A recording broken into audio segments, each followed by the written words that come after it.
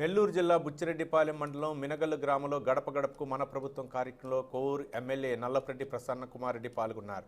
ఈ సందర్భంగా మాట్లాడుతూ టీడీపీ వాళ్లకు కూడా సంక్షేమ పథకాలు అందిస్తున్నామని ఆయన తెలిపారు. నందిగామ గ్రామంలో చంద్రబాబు రోడ్ షో నిర్వహిస్తున్న ముఖ్యమంత్రిపై అనుచిత వ్యాఖ్యలు చేశాడని వాటిని తాను ఖండిస్తున్నానని ఆయన చెప్పారు. చంద్రబాబు నాయుడుపై రాళ్లతో దాడి చేయాల్సిన అవసరం వైకాపా నాయకులకు లేదని, తెలుగుదేశం పార్టీ నాయకులే రాళ్లతో దాడి చేశారని ప్రసన్న కుమార్ రెడ్డి తెలిపారు.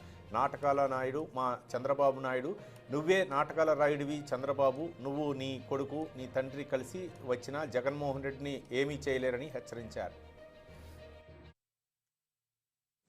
తెలుగుదేశం పార్టీ వాళ్ళకే ఎక్కువగా సంక్షేమ పథకాలు పడున్నాయి.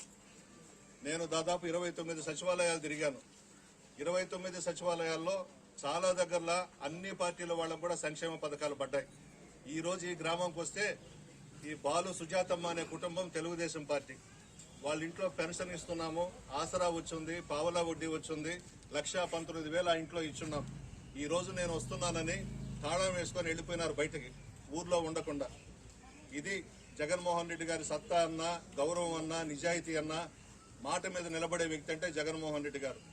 పార్టీలకు అతీతంగా మేము సంక్షేమ పథకాలు ఇస్తున్నాం.